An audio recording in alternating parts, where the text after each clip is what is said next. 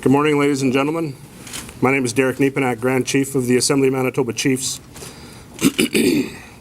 On behalf of the Assembly of Manitoba Chiefs, I wish to express my heartfelt congratulations to the First Nations of Treaty 1 of this significant legal victory, that the Government of Canada does have a legal duty to consult when it comes to making decisions about the disposal and use of Crown lands in Treaty 1 territory. This has been a long-fought battle ever since the Kapyong Barracks closed in 2004, and the Treaty 1 First Nations took a unified stance in challenging Canada when Minister Vic Taves made the unilateral decision to sell the lands to the Canada Land Company. This is a message to Stephen Harper and his government that the unilateral actions of him and his ministers is not acceptable. Today marks a significant shift, a significant change in the fact that the First Nations people are continuing to stand up. We're continuing to protect treaty. We're continuing to make advances on protecting treaty lands in this part of the territory. We saw treaties in a different light. To them, treaties were solemn pacts, agreements establishing the future basis of relations between their people, for whom Canada is their ancestral homeland and the settler society that immigrated here. The Indigenous people of Manitoba saw these treaties about ways in which we could work together and live together for the benefit of all of us. This court challenge was to tell the Government of Canada to stop taking our lands, to stop taking our rights to sovereignty, and to stop taking away our resource equity position, and to stop denying us the economic opportunities that so many other Canadians take for granted. Any victory within our treaty territory is a victory for all of us. While First Nations must take the lead on guiding their economic future, support from the federal and provincial government is crucial. Winnipeggers need not be afraid of this court decision. This court decision is a marker along the way to greater economic prosperity for not just citizens of Winnipeg, but all of Manitoba and all the treaty people out there. First Nations want nothing more than what was promised to us in our treaties and other legally binding agreements such as the Treaty Land Entitlement Framework. First Nations leadership want nothing more than to help their people, our people, acquire employment, housing, and all the other opportunities afforded to other Manitobans. Through these types of economic development ventures, benefits will not only accrue to First Nations people, but to the rest of the province as well. Now, with that said, I want to take this opportunity once again to congratulate the Treaty 1 communities in standing strong. You know, we had a lengthy meeting this morning and I saw a unified front of treaty chiefs standing together to protect the rights of their people. And I'm very proud and very honored to be part of that discussion. What I witnessed this morning was very powerful, and it's going to continue to be powerful as these men and women that are standing here with us continue to advance the issues for the greater benefit of their people and the future generations of our people, as was witnessed and who's in attendance here. That little baby back there is one of the reasons why we make these decisions and why we take these stands.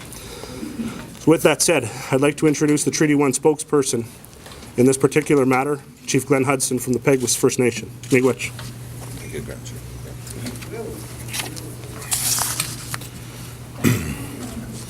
Good afternoon. I'm Chief Glenn Hudson of Peguis First Nation, and I make $100,000 a year. Our rights to this land has been upheld, and certainly this court case victory solidifies that. It reminds Canadians that we have every right to this land. And certainly this is a victory not only for First Nations, but all Canadians. We're calling on the Prime Minister's office to have this land converted to the rightful owners of this land, that being the First Nations people. We want to create economic opportunities for our people. Economic development zone is what we're talking about. There's fast tracking of processes out there that are occurring that are certainly going against us, and we want to see this fast track process apply to this decision. We've always been open to negotiate. That's what that's the spirit of intent of treaty, is to work together, work in peace and harmony. And certainly this victory today certainly puts the legal framework as far as our rights to this land. And certainly we want to work with Canadians, we want to work with Manitobans, and certainly we want to work with Winnipeggers. And we've always been open to negotiating in a meaningful way. I'll state something that one of our elders state also, 98 years old in a hospital bed. This government must stop stripping us of our rights, she stated. And certainly we're here to preserve our rights, protect our rights, but also create opportunities going forward, not only for First Nations, but all Canadians. And this is who we are, the original people of this land. With that said, I'll certainly, if there are any questions, comments, I'm open to taking them. And I thank you for coming today. Chief Hudson, I guess the biggest question beyond the success you've had in court is what you might plan to do with the land if you get it. Well, we're looking at developing it in terms of residential, commercial development that fits within the parameters and zoning that the City of Winnipeg is looking for. I've spoken to many city councillors, the mayor, and they want to move forward with this. And certainly there's other Winnipeggers that want to move forward with this development, and we're open to that. The second thing I'd ask you is some of the language in this court verdict is pretty strong, and takes a pretty hard swipe at the federal government in terms of its duty to consult. They use words like egregious, et cetera, et cetera. Just your reaction to the court ruling itself. Well, the court ruling, I think, certainly is a strong one. It reiterates our position that we need to be consulted. We need to be accommodated in terms of anything dealing with our rights. And today, that's why I call on the Prime Minister's office to recognize that and respect that. And certainly this court decision is a victory for everybody. Chief Hudson, before the court ruling, the First Nation leadership were in in bargaining with Ottawa over this land. What's happened to that process? What do you see happening now? I'll not comment on that. Certainly, we have been open to negotiating in a meaningful way, and unfortunately, that hasn't been followed through by government. But negotiation, is that the route to a solution, or? First question would be to Norma. Can you maybe just try and explain to us maybe this court decision, just in your simple way? Well, the court decision simply says that Canada failed to meet its constitutional duty to consult with the First Nations. As a result, the court declared that the land ought not to be transferred, sell to anyone, Canada Lands Corporation or any other entity, until such time that Canada meets with the First Nation and consult them in a meaningful way. Why was it a back and forth since 2009 to 2011? What happened maybe? Why are we there today?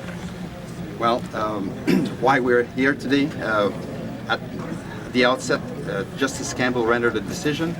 The decision, according to the Federal Court of Appeal, was not sufficiently detailed for the Court of Appeal to render an appeal decision on it and send it back to the trial level. Now we have Justice Hughes reaching the almost same decision, and Justice Hughes also came to the conclusion that Canada failed its constitutional duty to consult with the First Nation. So that's where we're at right now, and I think the First Nation is in a good position. The citizens of Winnipeg are also in a good position. This is a total win-win situation for everyone.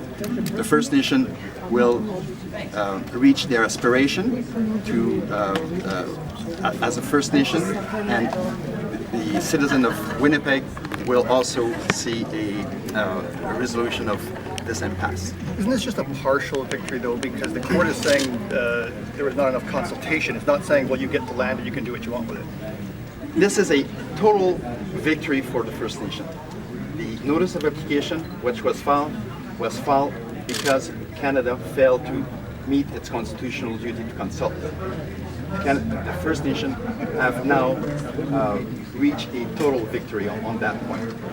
Canada, the court declared that Canada failed its constitutional duty to consult. This is what the First Nation wanted, and this is what they got. But I mean, they still can't just, it's not theirs officially right away. It's just, With the duty to consult, there's also a duty to accommodate the aspiration of the First Nation. That duty to consult does not just come on its own. There's also a duty to accommodate, and that duty to accommodate will meet the aspiration of the First Nation. And I just want to expand on that our treaty land entitlement agreements that we have in place that Canada has signed states the obligation to provide us with federal surplus land. This is federal surplus land, so this land is ours. Is there any chance legally that the federal government can appeal the decision? Well, certainly, they've appealed it once, and I don't expect that they'll shy away from that. They'll appeal it again. But as Norman indicated, we won in the trial court for twice now. And how many times do we have to prove ourselves that we have every right to this land? What do you expect to happen there? Say 5 years from now, what do you expect that site to be like? There's residential development, commercial development, sky-rise apartments. There's much-needed housing within the city of Winnipeg. And certainly that's what we expect to do with it, to provide this not only to our people, but certainly all Winnipeggers. But negotiations still would have to happen. You guys have alluded to that. How easy could all this be? Well, certainly I think we've always been open to negotiating, so the ball is back in the federal government's court, and we are a people that have a treaty process in place, and we want to sit down and negotiate and have those meaningful discussions. Chief Ipanak, anything to clarify or add? Just to reiterate what was said earlier, I think the Harper government has received the message that, the Treaty 1 First Nations, the leadership and the people are going to stand strong on what they believe to be fundamental understandings of the treaty. It's not about winning court cases, but it's about arriving at a solution that's going to benefit everybody within the treaty relationship, and that includes the broader non-Aboriginal community and the settler societies that live in the province of Manitoba. I think that what's very important for people to recognize is that while the Harper government seems to be fast-tracking legislation that's greatly impacting our communities, they have held up this process, and they've continued to take it into the court system when the communities and the people are ready to resolve this problem very quickly. They want to expedite the issue for the benefit of everybody. And I think every Canadian has a responsibility to pay attention to what's happening here today. So that's my additional comment, if that's all right. Thank you.